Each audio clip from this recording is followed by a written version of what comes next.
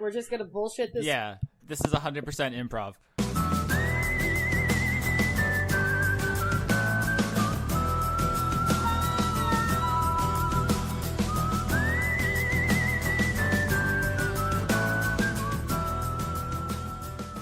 Welcome to Dice Funk, where the hosts of Word Funk and a new friend are going to kill each other in D&D and probably mess that up because we don't really know how to play. Or, okay. Nobody's going to kill me in D&D. I'm the dungeon master. I'm going to kill everybody else. I think I'm the only person who won't actually, succeed in killing the other party members because I'm the only person who plays Pathfinder on a regular basis. The fourth wall will not protect you, Johnny. I mean, listen, actually, I think it's really interesting that we have a wide swath of, experience levels. I have never played a tabletop role-playing game before. Johnny used to work at a gaming store. You're closest to having done this professionally. And I believe our other two people have a medium or, moderate to high level of experience. So there's a level of relatability for everyone. But, I currently play in a Pokemon Pathfinder game that somebody fused Pokemon and Pathfinder together. Wait, why are we not doing that? Fuck this shit. Well, because number one, it's his, and number two, I'm pretty sure Nintendo would sue the fuck out of us, and number three, I'm currently sitting in an electric gym hugging an Ampharos, so... Wait, are you role-playing as the trainers or the Pokemon? Both. Oh, sweet. I just want to be a Snorlax. Every Pokemon has their own character sheet, and then you play the trainer. So I play myself as a 16-year-old girl who's a dark trainer.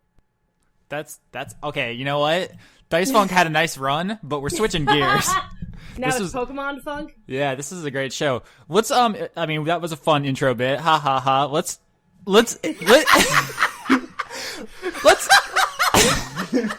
I love that you announced that it was successful. I was trying to transition away from the fact that I forgot to introduce us. Thanks for drawing attention to it. Thanks for drawing attention to it, Leon.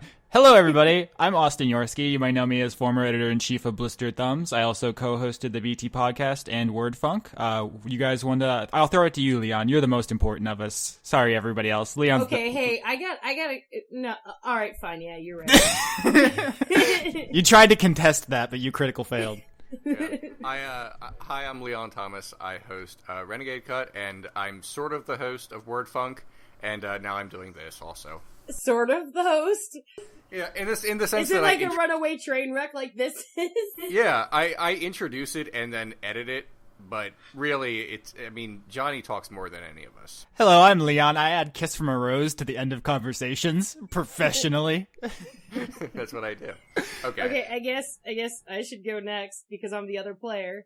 Hi, I'm Jess. Most people know me as Lady Jess. I have 2 shows on YouTube, currently. Fool's Gold, where I examine how stupid Hollywood was in the Golden Age, and Superhero Rundown, where I examine how stupid superhero TV shows and movies are. So, yeah, that's about it. I'm friends with Leon. I work on Nerdvice. I have my own website called Circle Plus that has a lot of nice ladies with nice boobs. Is that the tagline? Yeah, it was, until I kind of realized that we have male commenters. I mean, you don't know about their boob situation.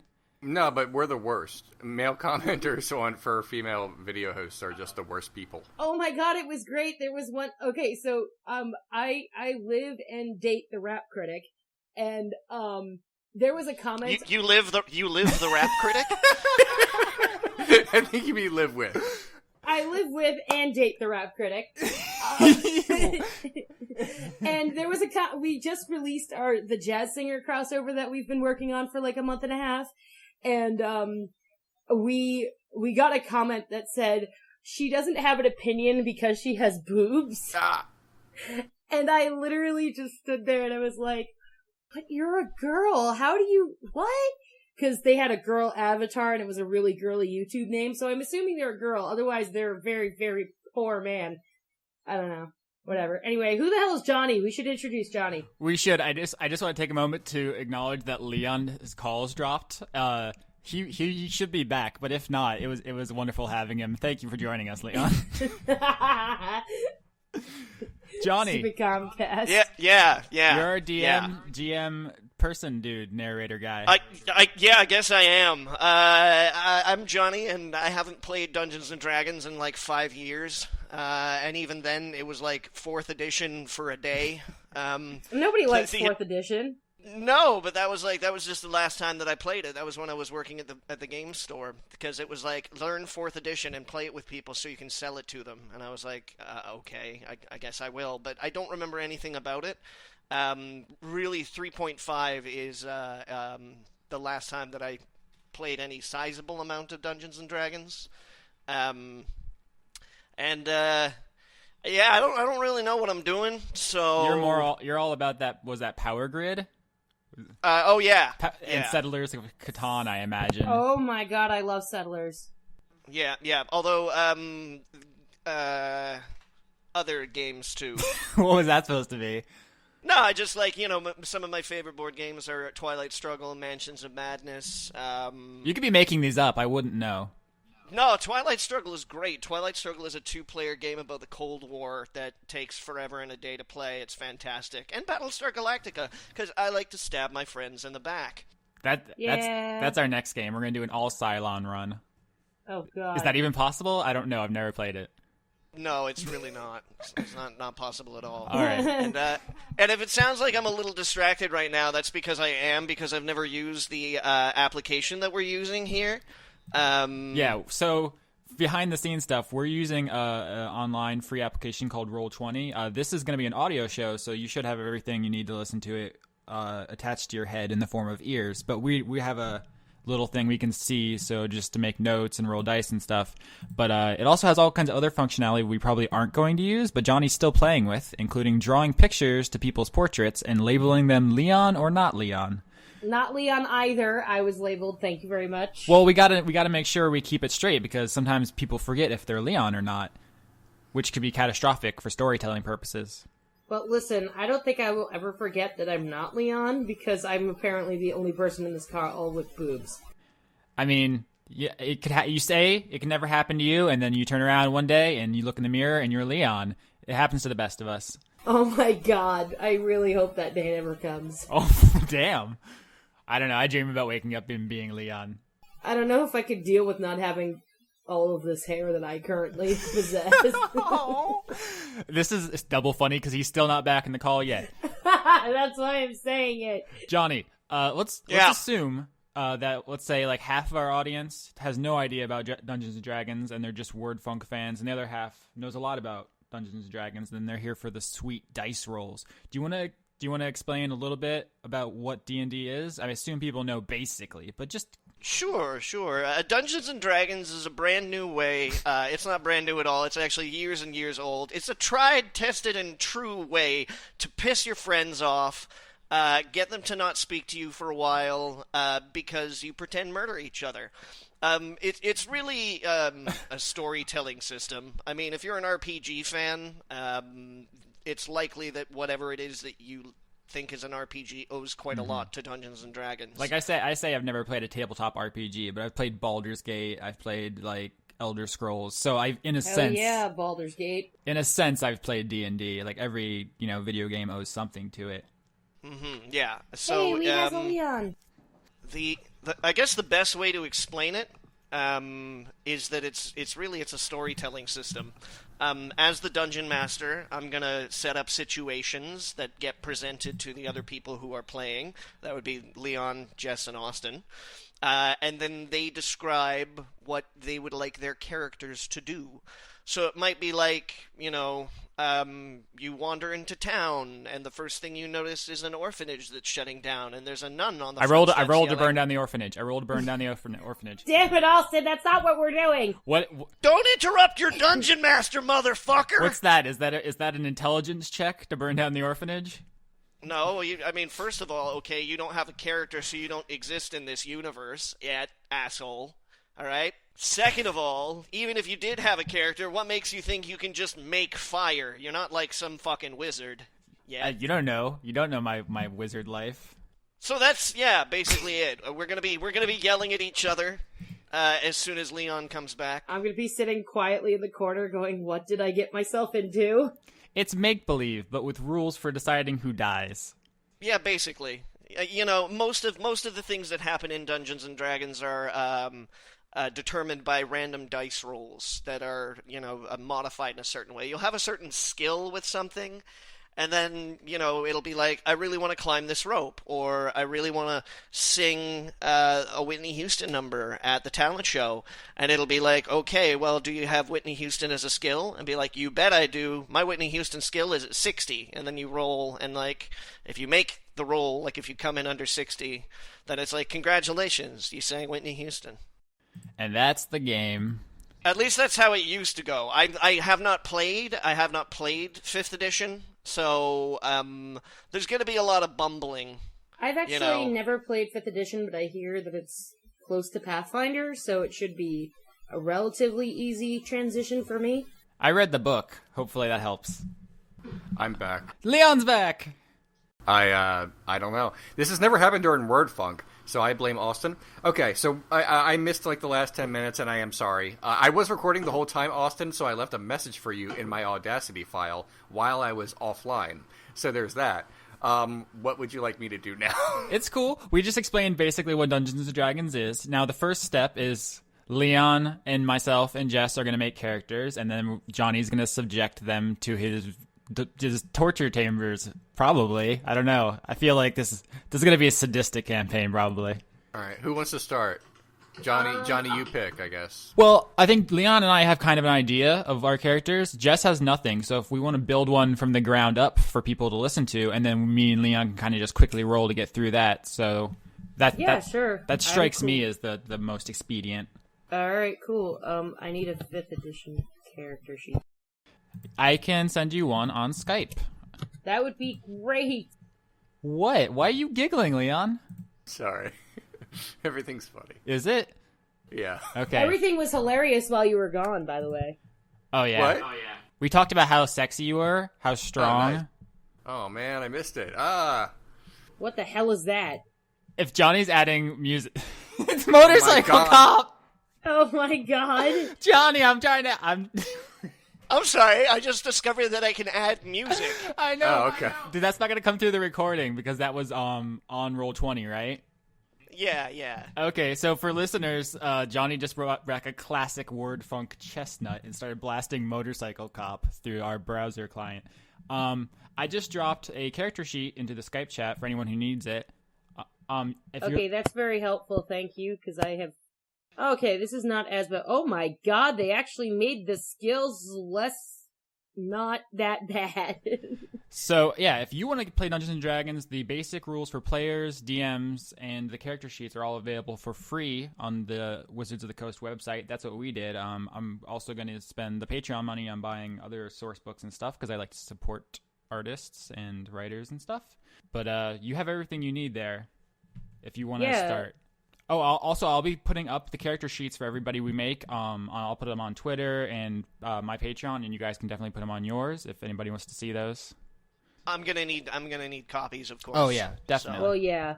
I have mine all filled out except for the rolls because Johnny, you're gonna make us roll for stats.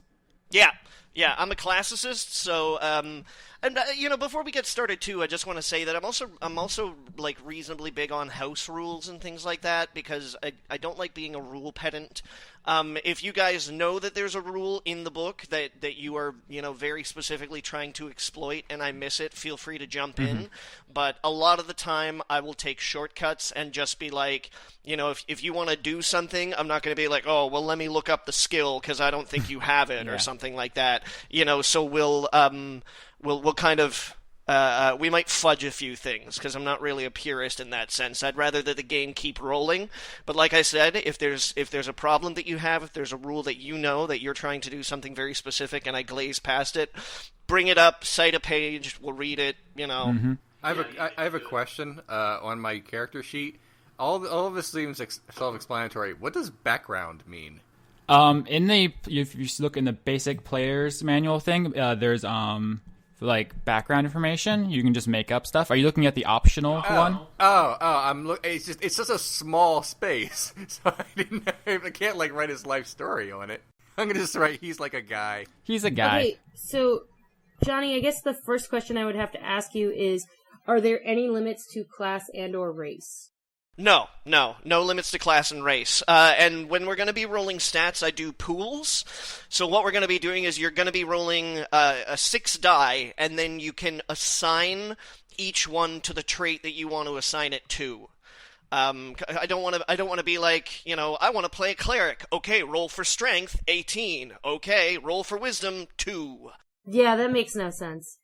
No, so we're gonna be rolling dice pools. You're gonna get 6 figures, and then you can assign those to the traits that you want to give them to. Are there any alignment limitations? No, but bear in mind that if you guys very deliberately choose separate alignments from each other, you're gonna make it very, very difficult for the game to progress in a natural way. Yeah. Okay, I'm picking true. He's true neutral that leans slightly more towards good. I'm chaotic good. I'm chaotic neutral. Okay. So yeah, just me and Johnny discussed this before, but I guess I'll just double back on it now. But we're definitely more interested in the narrative possibilities. I think that tabletops lend themselves to the infinite majesty of imagination. Like if you're really interested in stats and combat, I think you probably should check into video games. They're this thing that's kind of a recent invention with lights on a screen. It's cool. Check it out. But this is definitely going to be more stupid talking than math. Oh my god, you are my favorite person ever right now. This is more stupid talking. I'm like, I feel like I'm in grad school. Take that, academia. Suck my thesis.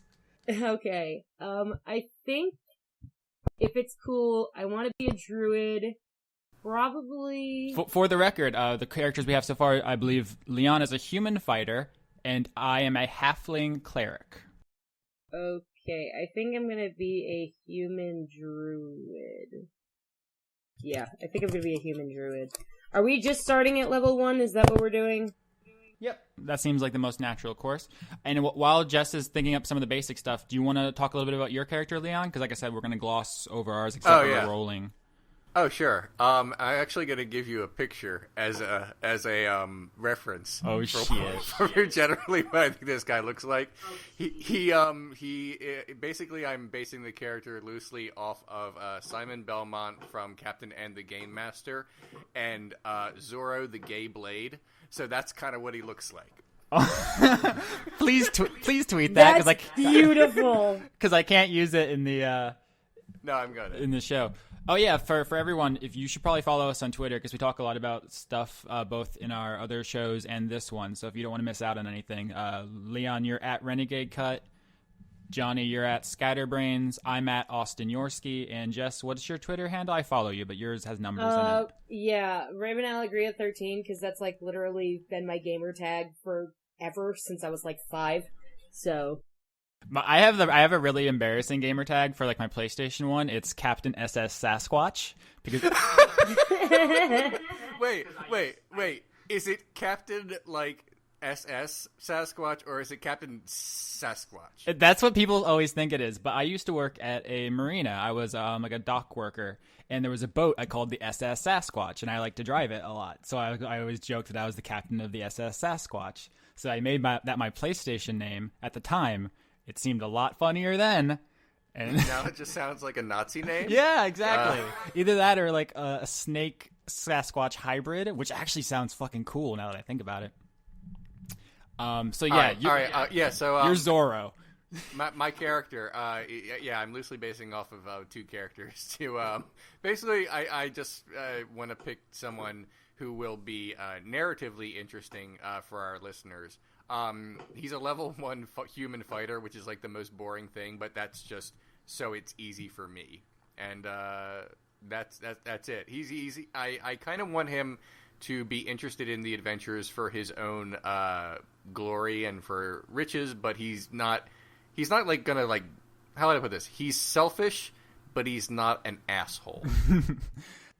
All right. Before I talk about my character, Jess, did you want to confirm some things with Johnny real quick?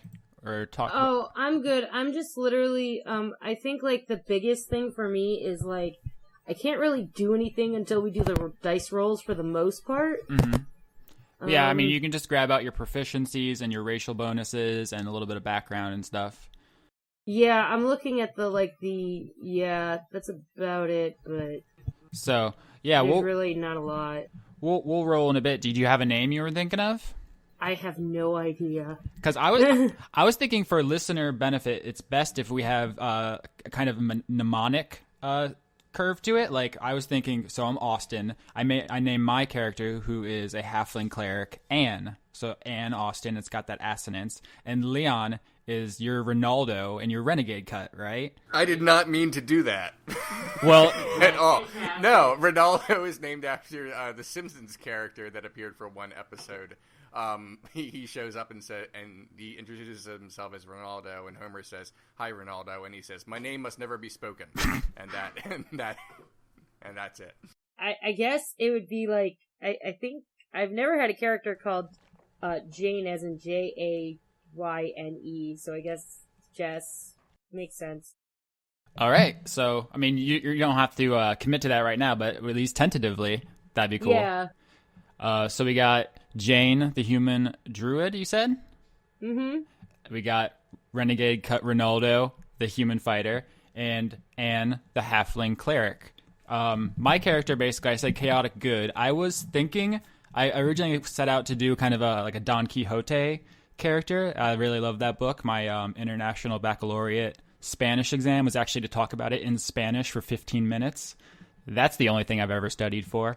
But as I wrote it out, it ended up being much more Joseph Joestar from JoJo's Bizarre Adventure, which Oh my god. which I don't think anyone on here is super familiar with. Jess, do you know JoJo? I've heard of. Yeah, so if you're in the Venn diagram of D&D and JoJo, you came to the right place because Oh jeez. yeah, it's my character is basically a good guy, but much more interested in imaginative solutions than violence, and is not afraid to run. Is just very eager to flee at the any sign of a fair fight, which I think will be fun. Definitely won't pass up the opportunity to jump people if we have the numbers advantage. But I think if we roll up on a dragon, you guys are going to be seeing a lot of my ass as I haul in the other direction. I wrote down ideals. Money is good, fame is better. Protect the weak if they are paying and or hot. I did want to run by Johnny. I'm a cleric, so I have to have a deity. In my backstory, right, Johnny? Yeah, I'm listening. All right, so halflings, as a rule, are lawful good, and they worship Yondala. But in my backstory, because I wanted to be chaotic good, I had my cleric actually leave the church and worship Avandra, a goddess of change, luck, trade, travel, and halflings, who's from 4th edition. Once again, it's still a good halfling deity, and still a major deity, but not the chief one. Just wanted to make sure that's fine. I don't think it matters particularly, but if we ever explore my backstory, that is a thing. If we run up on any halfling society, they might spit on you, but I actually looked into it pretty well. Like Yondala is the major, like it's the one that they will worship in like proper halfling society. The god I worship now is like there's shrines everywhere because it's like a deity of travelers. So it's out there and it's major, but it's not like an established, ornate cathedral style faith. Right. So. No, you can take it. You can take it. I mean, it might, like I say, it might be that if we run into halfling society, they might think you're a little weird. Yeah, and I think they're kind of weird because as my flaw, I took that I'm prejudiced against followers of Yondala because of my previous association with that church. I think they're really they're dicks about their lawfulness. They're not willing to get their hands dirty. I'm comfortable with this. Cool. Leon, your flaw was that you are greedy, you said? And you want that sweet cash? No, I don't. Do I say the flaws out loud? Because do our characters know each other, or is this something we can like? Well, this is out of character knowledge. We'll see each other's character sheets, so we will know your flaw, but our characters won't necessarily. Okay, he's afraid of the dark. Aww. I just decided to give him like a really embarrassing fear that will probably come up because at some point we'll be in a cave or a dungeon at some point. Yeah, we don't have any elves or dwarves, so none of us can see in the dark. But I do have a light cantrip, so we'll make it. We'll be good. Unless Johnny cuts my hands off and I can't cast light. So I have a personality trait, an ideal, and a flaw. So my personality trait is I am utterly serene even in the face of disaster. It sounds a lot like how you're gonna have to get through this show. Pretty much. Honesty is the best policy unless money is involved. And the flaw is I will never trust anyone more than myself, and I'm afraid of heights, which is really hilarious because I'm a druid and I kind of probably like to climb trees. Oh man, so we got 2 selfish people and a coward. Oh yeah. I hope we don't run into any poor ghosts, because we will have no interest in that campaign. Alright, so I think the only thing, I really can do is, do the rolls first and then figure out where everything else lies, basically. Alrighty. Well, we're going to be doing the rolls in the Roll20 system, so I should be able to see it at the very least. And if I also want to mention this as well, if you absolutely screw yourself, guys, we can re-roll entire dice pools, because if they're all ones. Yeah, if you feel like you were unfairly dealt a hand when you're rolling your dice pool, appeal to your dungeon master, and I will take it under consideration. Oh, okay. Johnny, you and I compared this before when you were talking about narrative strategy to playing Fallout with a 1 intelligence. Mm-hmm, yeah. It can be funny, but if you are just dead weight in combat for the entire thing, it might be less fun, and so we're trying to strike a balance between playability and storytelling opportunity. We want to make sure that not only the audience is entertained by our shenanigans, but that you guys have fun as well, because if we're not going to have fun playing this, there's really no point. So yeah. So it's definitely cool if you're suboptimal, but if you're just useless, that's probably not fun. So I will say that I'm probably one of those people who, the way, I don't know how you guys play, but normally how we play is if there's a 3-person party, one person is generally support, and then the other 2 basically go in guns a-blazing. We'll see how the dice rolls out. Yeah. All right. Yeah. I like to think that since this is going to be more storytelling and combat oriented, we would only have combat if necessary. We're not just going to go around grinding for levels. So hopefully we'll be fine. It's up to Johnny. And also, I want to say death is on the table, because that could be interesting. Death is on the table, yeah. Yeah, death is on the table. So that's definitely a thing to keep in mind. But whoever wants to roll first, you can go ahead when Johnny's ready to record those rolls. Yes, you can go ahead first. Wait. Okay. So how do I do this? On the left-hand side of the Roll20 app, there's a polyhedron in the lower left on the bottom of the column. And when you click on that, it should bring up a dice roller dialog where you can select which dice you're rolling. And then if you just click on it, if you just click on the dice, it will roll for you. Oh, okay, cool. So what are we doing? D6? Or I don't know how this works. Wait, how does what are we rolling? We're rolling for ability scores, right? Right. Yeah, rolling for stats, which for the record are strength, dexterity, and I don't remember the rest. Constitution, intelligence, wisdom, and charisma. So they go up to 10 is average, 20 is peak, and 1 is effectively non-existent. Yeah. So I just want, I feel really bad for saying this, but I want one of us to have a charisma of 7. Yeah, that's why I think there are definitely possibilities in weakness. So don't be afraid of low rolls. Okay, so it's a D6, right, that I'm looking for? No, isn't it D20? It depends how you want to play it. If we do 3 D6s per stat, that gives you a range of 3 to 18. If you do only 1 D20, that gives you a range of 1 to 20, which is quite a bit more extreme. It's Johnny's call. Yeah. What do you think, Johnny?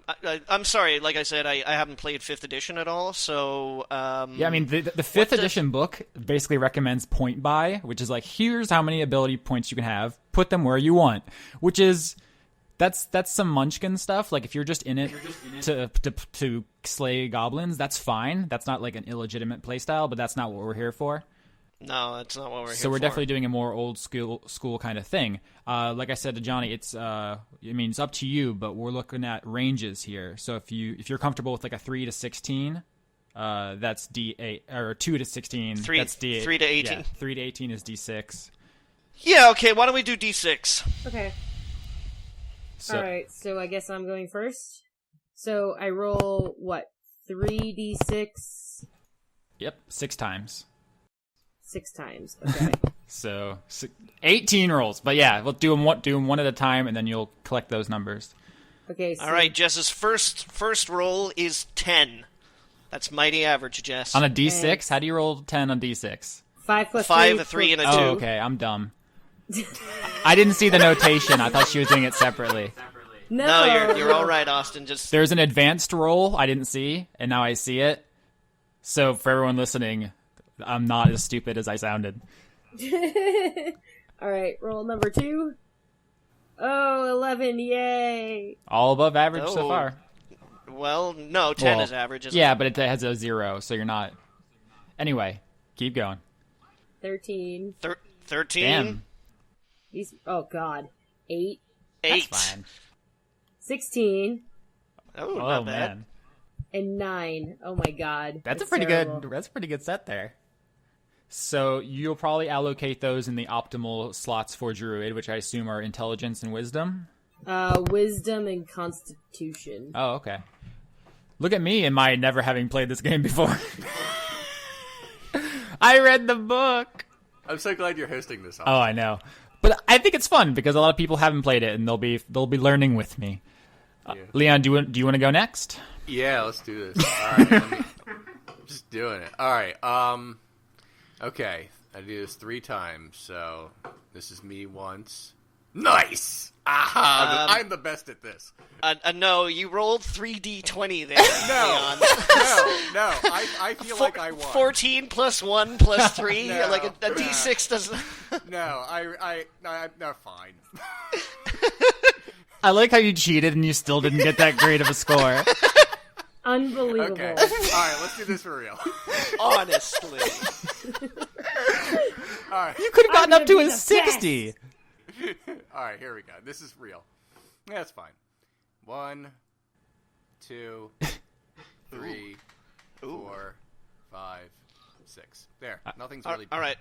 So for the record here, Leon's stats that he rolled are 10, 16, 11, 10, 13, and 10.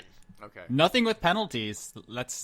Leon's Rinaldo is pretty great. Now they got great characters. Are you excited for this? This is the part where I blow it. Ready? Murphy's Law, I know. Austin. Okay. First roll. 7. Second roll. 15. Third roll. 3. Oh no! The worst humanly possible. Fourth roll. 11. Fifth roll. 13. And last roll. I did 12. I did fine except for one, which I critically failed. Yeah, that's just about the worst that you could possibly get. So the question is, which stat do I become effectively challenged in? Oh, goodness gracious. What's funniest, if I am a weakling, an idiot, just completely uncoordinated? Like, what are you guys feeling? Idiot. Well, cleric's main abilities are wisdom and charisma. So I could take a bad intelligence and just be thick. You're like serene, but like you know nothing. You can't attain any knowledge. Well, I think that fits with my Joe Star character, who is very wise in a street sense, but not exactly the sharpest tool in the shed. I guess I'll put that 3 in intelligence. Okay. What's the worst that could happen? Okay, so the next minute are probably going to be us fussing with our character sheets. I'll probably cut that out of the final recording. So if you're listening, we're back, but we're not right now. You were like the worst. Thanks. But That's part of my charm. Oh, and then you guys have your equipment picked out? I want to whip.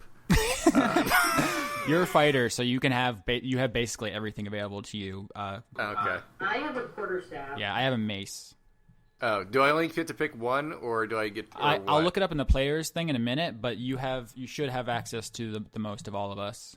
Okay, I want a Morning Star and a whip. Basically, I want to swing things. I don't think you're going to be able to start with a whip, honestly.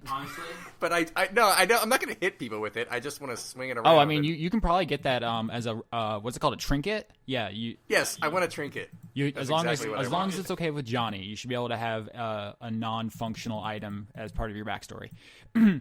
Here is your stuff, Leon. For a fighter, you get either chainmail, leather armor, or a longbow and 20 arrows.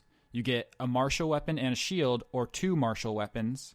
You get a light crossbow and 20 bolts, or 2 hand axes. And you get a Dungeoneer's pack or an Explorer's pack. Obviously, you're not writing all that down, so I can throw it back at you if you want. But you get what's called a martial weapon or 2 martial weapons. Those are like the serious big time stuff. Like I can't have that. All I get is what are called simple weapons. I want a Morning Star. Is that a martial weapon? Probably. It's not. I'd have to look it up. But if it's not on the thing, you could always ask Johnny if that's an acceptable starting weapon. Do I get one spell at level 1 or 2 spells at level 1? I don't know for druids because they're not in the basic book that comes on the site. It's not a base class. But wizards get 2 or 3. So I think it was 2 and 2, but I could be wrong about that. Here are the martial weapons, Leon. Battle axe, flail. That's probably what you want. Flail. You get glaive, great axe, great sword. Wait, a glaive? Yes. Like from Krull? Maybe. Johnny, you want to make a ruling on? I'm almost positive it's not. On what counts as a glaive? I'm not sure. I don't have Krull's. Let me look up Krull glaive. According to here. Wikipedia, a glaive is a European polearm similar to a. Okay, that is not. Yeah, that's not a want. glaive. No, that's no. Literally the opposite of what I want. According to this, druids are technically Pokemon because they learn Thunder Wave. Yep. That's fucking awesome. Leon, you are entitled to a Morning Star if you wish. That's you can have 2 if you want, or you can have 1 in a shield. I want 2. Hell yeah, 2 Earth Tremor and Thunder Wave, bitches. Alright, I'm gonna write in 2 Morning Stars. I'm leaving some of this in because it's funny. No, it's fine.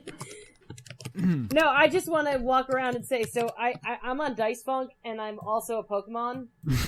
And they're like, wait, what? When you cast Thunder Wave, please yell, Pikachu!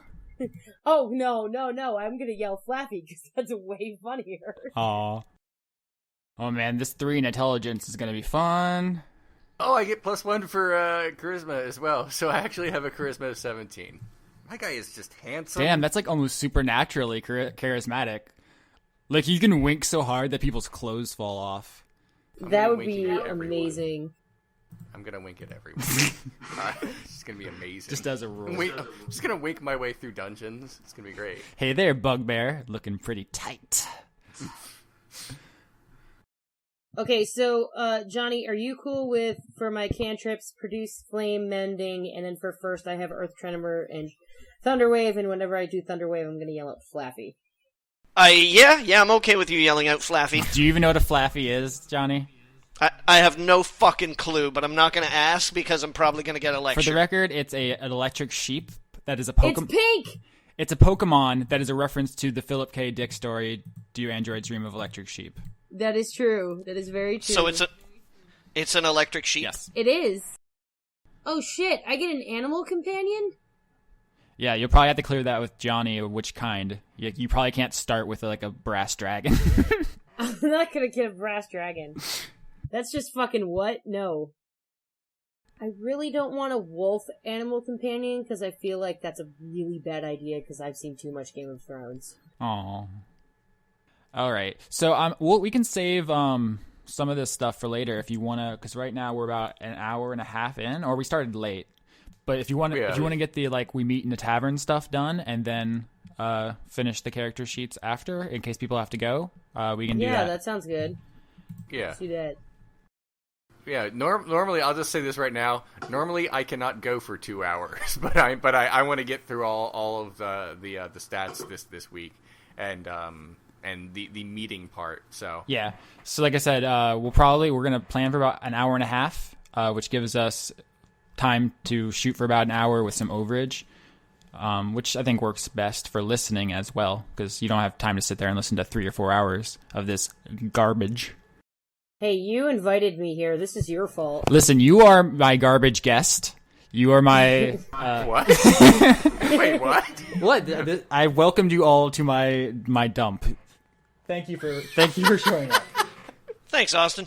It's lovely to be here. The odor, I find, is particularly evocative. Pull up a chair, grab a banana peel. It's all good. You know, normally I decide what the title for each episode is, and now I guess Austin does. But Austin, may I just say, welcome to my dump? It's pretty. You could do worse. Yeah, that's it. You really could do worse. Nailed it. Whenever, Johnny, you're ready to set the scene, you just launch into that. I'm sorry, that just kind of got sprung. Yeah, on that's me why I said.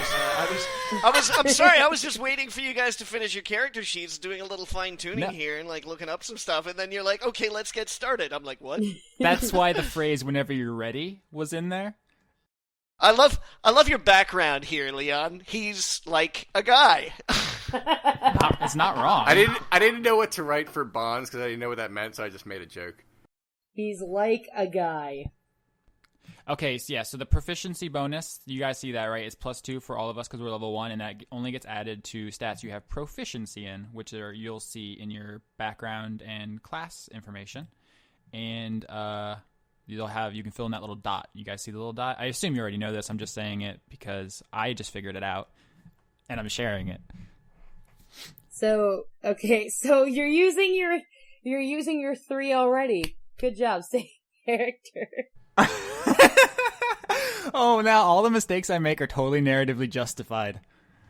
They kind of are. We talked about this in the Skype chat, but are you guys, I know, Leon, you hate doing impressions. Are you guys thinking about character voices? Because I'm like... No, I refuse. I know it's going to sound racist, so I'm just not going to do that. Why is it inevitably racist? It will be. I can't actually do anything but a horrible English accent, so I'm gonna pass. We should just talk. So not to confuse our viewers, our listeners, maybe we should just keep our voices as normal. Well, I was concerned because on WordFunk, me and Johnny sound pretty alike for people, but I think me and Leon have a good distance, and Jess obviously sounds exactly like everyone else. So. I always say, Austin, you do not sound anything like Johnny, so I don't know who's telling you that. Well, I take the feedback Johnny, I get. Say something. I can't even hear him. Something I can't even hear him. So Austin, say something. Hello, ladies. Okay, yeah, I don't see what the fuck they're talking about because they don't sound anything alike. Also, as part of my background, I have a holy symbol. This is just an item with which I have like religious significance. I didn't pick one out yet. So that on my stat sheet, it just says holy symbol. That is going to be something eventually. Just fun note. Do you kiss it? Do you kiss it? It's gonna be a teddy bear. Oh, it's a teddy bear. I don't know if we're actually meeting in a tavern. I know that's the cliche, but Johnny, where are we meeting? Oh shit. Getting into narrator Please say mode. tavern. Please say tavern. You meet in a brothel in the sky. Welcome to Sky Brothel. Enjoy your stay. I'm kind of formulating that out right now, to tell you the truth. Do you need a little bit more? I have just a tiny bit more math, and then I'll have it done. No, yeah, you go right ahead. I'm doing my best here. Cool. Yeah, I have no schedule, so. So when we're not talking to you, do you just flop around like a fish? Like I live the Magikarp life. I don't know if you guys know about this. What? No, you must tell me about this because this sounds amazing. So what? Like when we contact you, you're Gyarados, but the rest of the time you're just using Splash and it has no effect. Well, no, because Pokemon can't de-evolve. What is this, Digimon? Get your shit straight. Oh my god, so much Pokemon. Oh my god. Listen, just because you're an uncultured swine, Leon. Yeah, I know. Yeah, Leon. I mean, you really don't contribute a lot to Pokemon to begin with. Fucking harsh. Yeah. But I'm right. He's agreeing with me, so I'm right.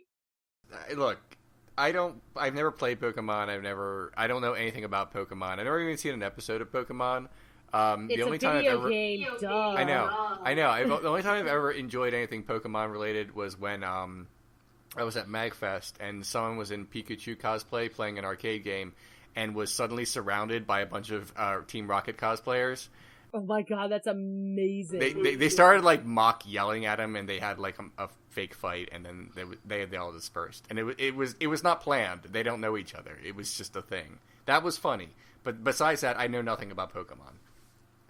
You know what? That's not true. I know all the lyrics to the song, even though I've never seen the show. Well, because you want to be the very best, like no one ever was. Oh, yeah. Here's the basic rundown of Pokemon real quick for everyone, including the listeners. It's a Megami Tensei ripoff, actually.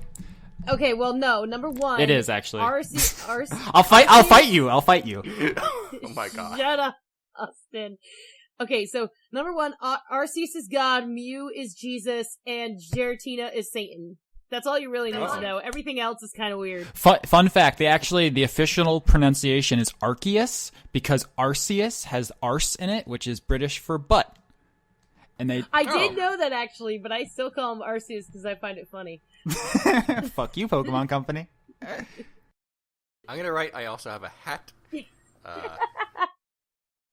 Wait, is it like a red hat or is it like a blue hat? It's basically the hat I put in the chat. I had to look it up because I know I wrote in Mexican hat with balls. What the fuck? And then it showed me. I cannot right now. Oh my god. I was always the DM when I was young, so yeah, this is me first time as a player in D&D. Also, Austin, I apologize for that coughing fit right there, but I literally just could not. I'm gonna boost it in the audio so it like echoes really loud. And I'm gonna use it as the theme song. I'm gonna remix it. What is actually the theme song of this?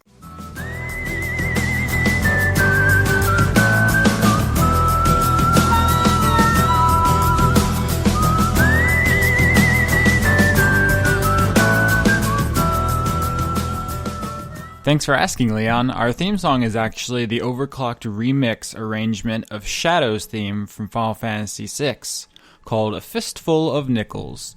Besides that, I just wanted to take a moment to thank everybody for listening to the pilot episode of Dice Funk. It's certainly a thing, and we're about to get right into the role-playing part, so I hope you enjoy that. I also wanted to give a quick thanks to all the patrons who made this possible. The show wouldn't exist without you, so I just want to take this moment to thank Cody Jackson, August Rue, Chris Hargadon, Taylor Hoyt, Joseph Tombrello, Brent, Wayne Witzke, Jason, and Alicia. I wish I had a more articulate way of thanking you, but unfortunately I have a 3 intelligence. So, back to the show.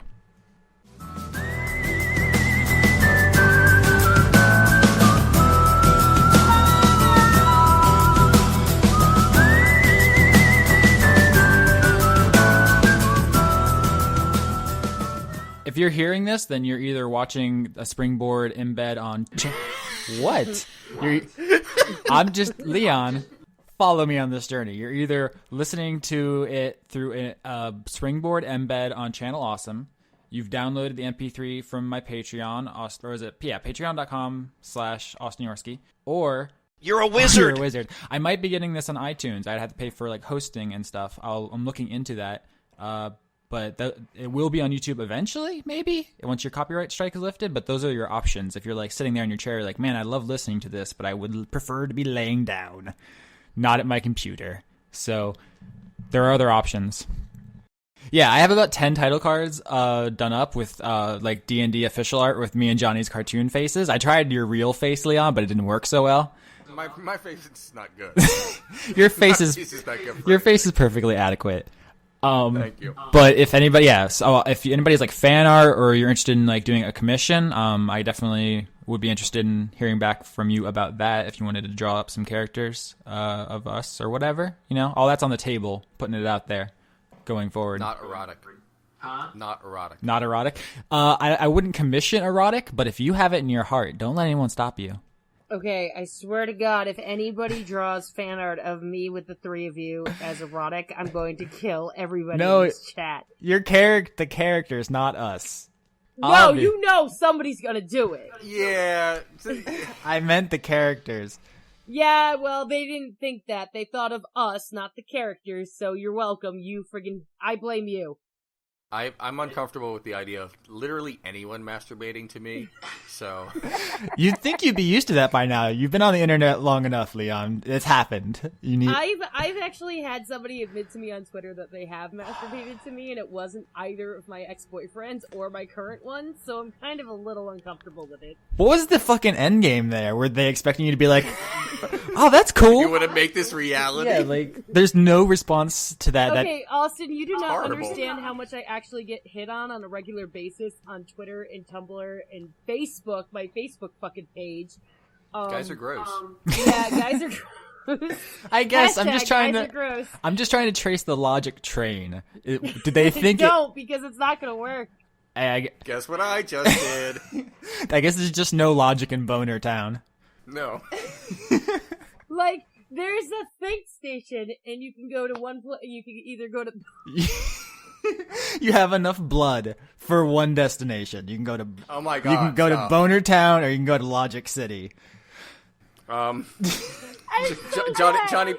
Austin.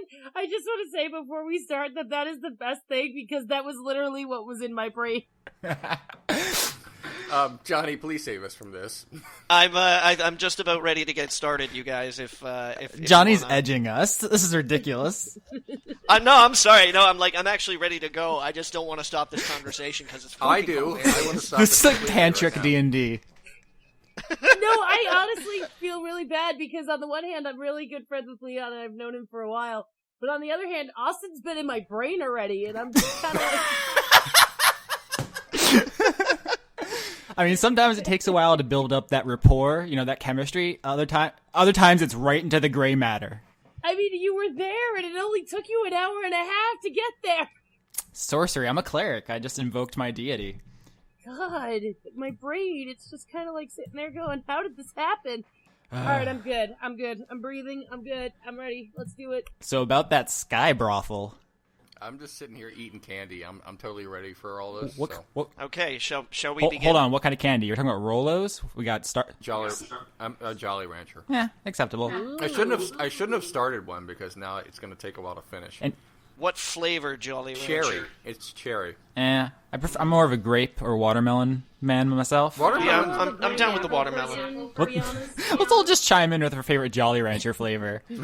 Someone gave me a cup full of all the red ones, so I only have the red ones. Somebody just gave you a cup. They were like, here's a cup of Jolly Ranchers. It's a long story. Like it was a rider and like a Motley Crue contract. Like they wanted all the red ones picked out and they gave them to you. Are you a roadie for Motley Crue?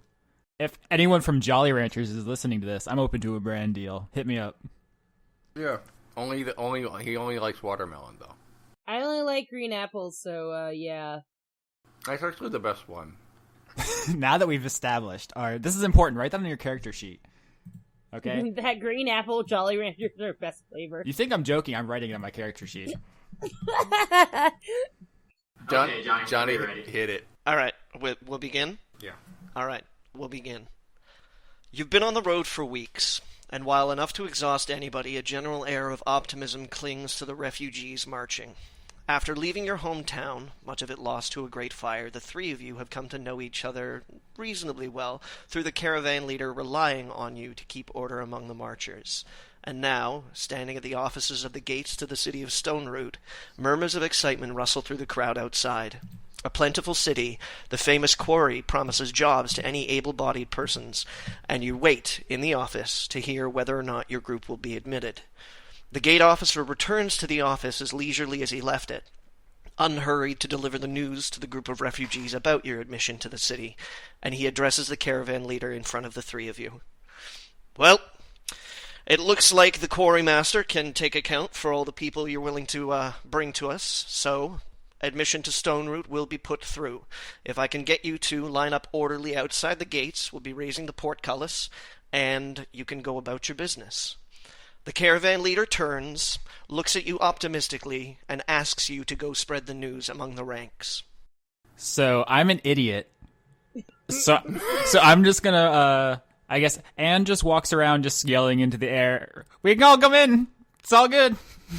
All right, I immediately try to shut Anne up because that is, and I like to, I just stand in front of everyone and exclaim, "Everybody, we have all been admitted, and it is all my doing. So everyone line up, single file, shortest to tallest." Why? But I'm a halfling, so I'm going to take personal offense to this. No, shortest to tallest, shortest in the front. I know, but I'm very sensitive to your sizeism, Leon. Okay, you know what? As I say shortest, I side-eye Anne. Actually, what's funny, on my character sheet, this is out of character, obviously, I looked at the halfling sizes. They're average about 3 feet and about 40 pounds. I made the conscious decision to be big for a halfling, like 3.5 feet, 60 pounds, which puts me in this great space where I'm a tiny person, but a huge halfling. So I'm always weird wherever I go. I'm just gonna walk out the room and just tell everybody to line up single file, ignoring the two of them doing whatever shenanigans. Yeah, we're basically fighting over it. Like, I'm just being a happy-go-lucky idiot, and Leon's trying to take credit. This is not going to go well. All right, well, what happens? The crowd starts to rustle excitedly. A few of them run up to Leon, shake his hand, and clap him on the shoulder and say, thank you so much, my God, my family. Will be able to eat because of you, all because of you." All right. But most of the crowd begins to line up, somewhat disorderly, but well within reason, in front of the gate. Does anyone try to slip Leon any gold for letting him into the city? No. You accept? I have plenty. I just wanted to smack it out of your hands if you tried to accept. So the caravan leader and the gate officer come out of the office, chatting to each other. The caravan leader shakes the gate officer's hand, and the gate officer makes a signal, and the portcullis begins to raise, and the gates begin to open. Everybody excitedly starts to shuffle towards the opening gate. I'll race you! I run in, leaving Rinaldo in my dust. I roll my eyes at him, big time. The town of Stone Root sprawls before you, and strangely you find yourself affected with a certain weariness. It may be that the end of your travels have finally come, and your bodies feel more comfortable giving way to the ache and fatigue of journey, but you suspect that it's more a result of the environment itself. You've never seen a city present itself as so weary before. The row houses and alleyways exude a certain sloth, but not one associated with sleepiness. This atmosphere feels more born of surrender than relaxation. Dusty quarry workers wind their way through the streets, spurred onwards with expressions that suggest they would rather lie down where they were and rest themselves were vagrancy legal. Even shop signs hang with a determined, sullen feel, and the areas of cities that normally buzz and spring with activity barely distinguish themselves from dour churchyards and dim cemeteries. The only center of activity you find while marching its well-kept streets is an inn in the center of town. But to describe its happenings as activity strikes you as generous. It's simply that the silent and steady march of off-shift workers ends here more than any other place you can see. I yell, "This place sucks." I look at Anne, and I'm about. It looks like I'm about to agree, but then I don't want to agree with Anne, and I say, "Come on, let's just go to the inn." Can we go somewhere else? This place, no. Rinaldo, I want to. This place needs some Rinaldo. I want to go. And then I walk. There. I follow along. Follow them, shaking my head. Can I roll a dexterity to see if I trip over anyone as I run stupidly to the inn? I'm running really recklessly. There aren't that many people. I walk fine. I'm just throwing. So is that a no? I don't run into anybody. You do notice, however, that despite the fact that this is such a heavily populated city, that the streets are oddly sparse. That you're not sure many of the houses are actually occupied. The town looks relatively lifeless. Okay, I rolled a d20, as you can see. I got a 1. That was for my... That was for my dexterity check, so I trip and fall on my face whether you want me to or not.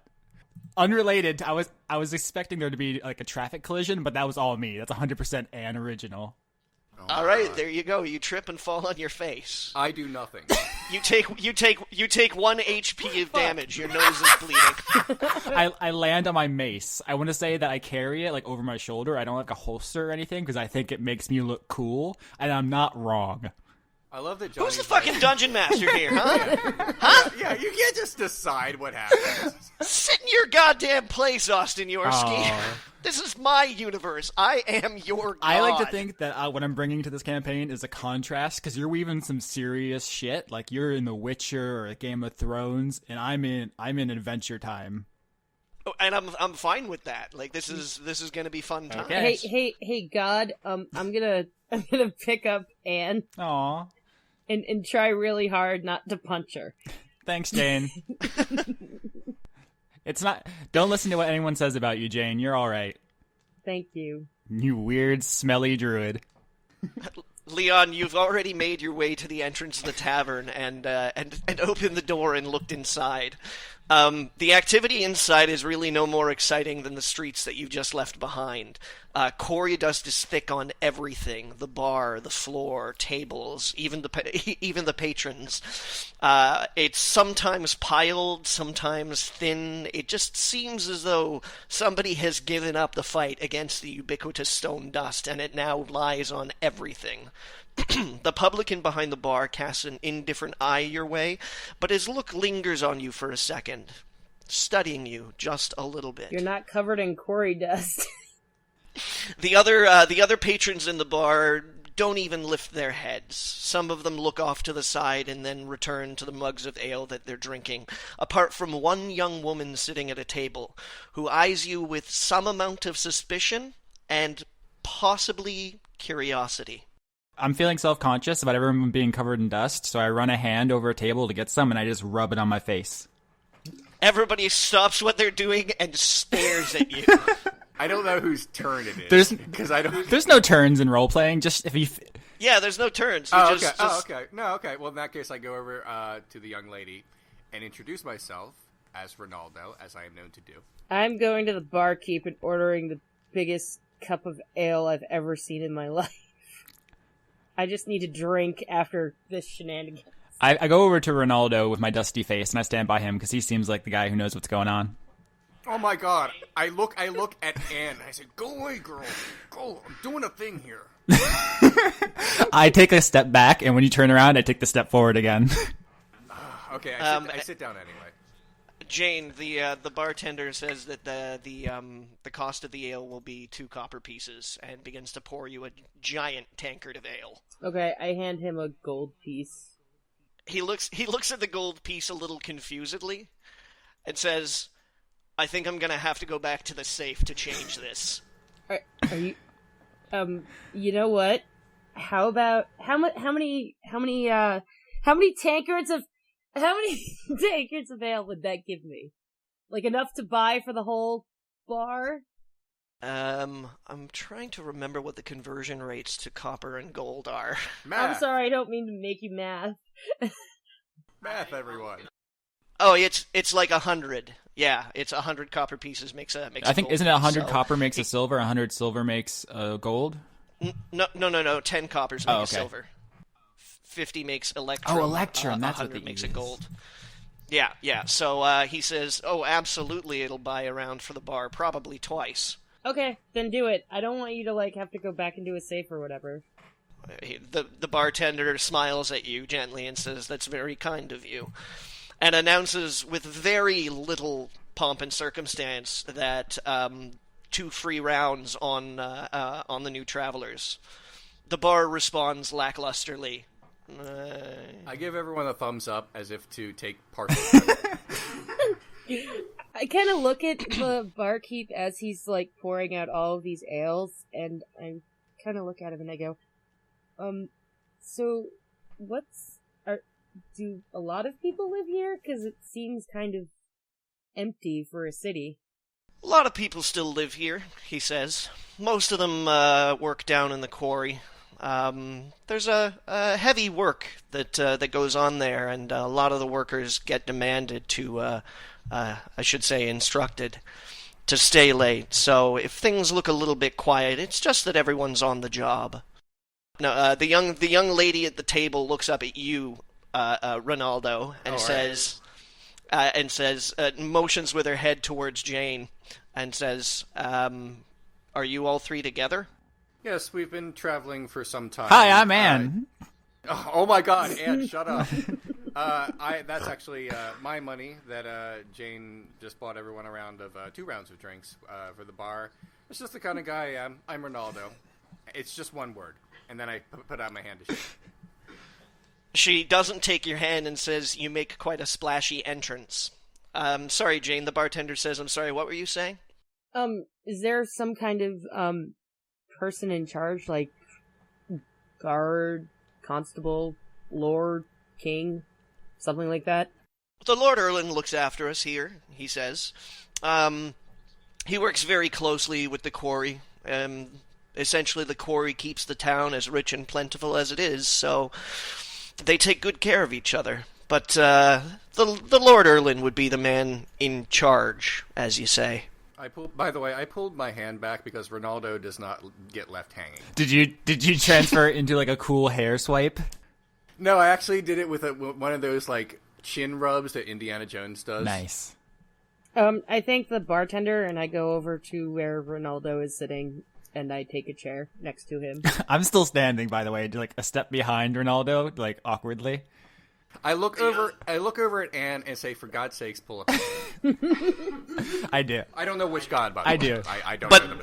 But by standing, Anne is actually at head height of the rest of you who are sitting. So. That is why Rinaldo refuses to be at the same height. Oh yeah, I'm 3'6", so I'll grab a chair. By the way, Leon, you know that I worship Avandra because I will not stop talking about it.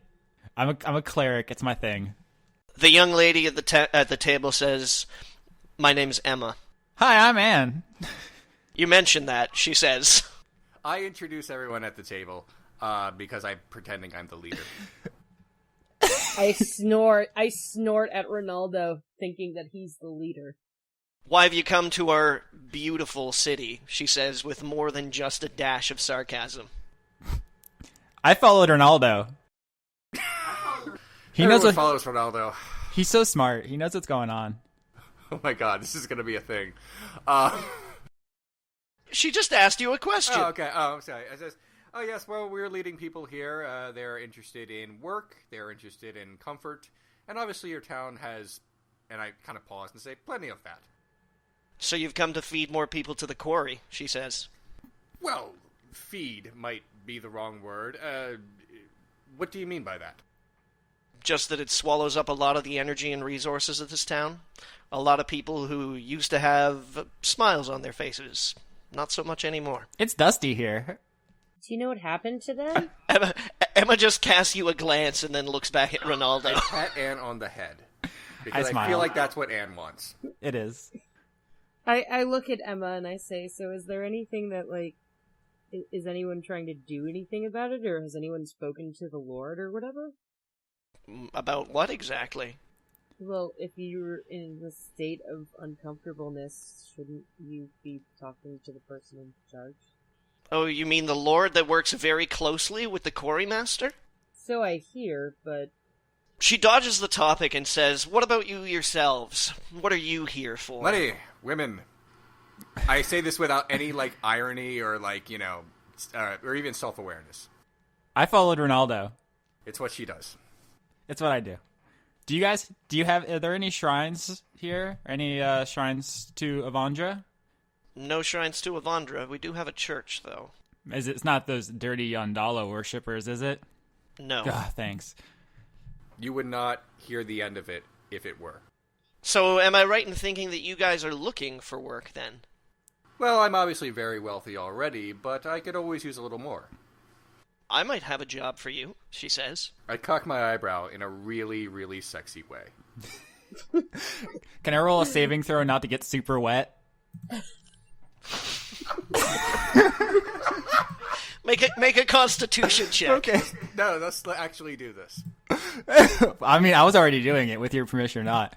So I rolled an 11, and my Constitution modifier is +1, so that's a 12. And what's your Constitution? My base, or I added the modifier. My base Constitution is 12.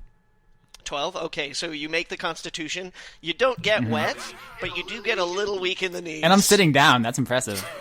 Jesus Christ. Somebody's gone missing, she says, and I need some help to find him. Who's gone missing? Ulick, the Lord's son. Well, when was the last time Ulick was seen? When he went away to school.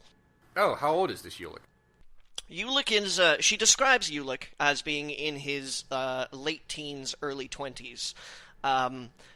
Mentions that it's not uncommon for the Lord of Stoneroot to send their young children away, particularly the young men who are in line for the position of Lord, off to a sort of finishing school in one of the nearby towns. She also lets slip that she's actually Ulick's lover, and they have been together for years, but once Ulick went off to school, which happened about 2 months ago, he stopped corresponding with her almost entirely, and she thinks that it's really, really suspicious. And when she's tried to talk to the Lord about Ulick's disappearance, everyone at the Lord's manor basically stonewalls her her efforts to try and find out what's happened to him.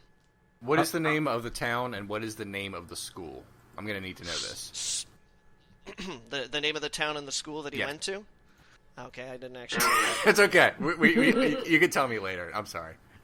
Okay. Well, do you want to break there? Yeah, we can break here. But just spoiler, we're gonna take the case. We're gonna do it for free, right, Rinaldo?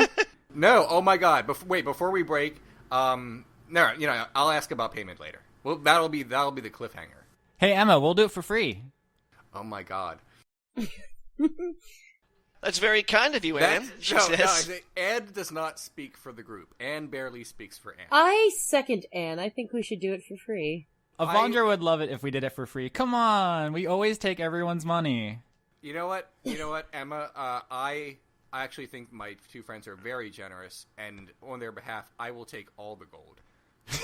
So you don't. Anne is too stupid to realize what you just did, and nods vigorously. No, they don't need it. But I give Rinaldo a sideways look, and then I roll my eyes at him, and then I just like go whatever. I don't. Really here's what I do. I put my two fingers to my eyes and lean my head down, and I say, I have 2 children to feed, and then I look up real serious, and I say, how much are you willing to pay?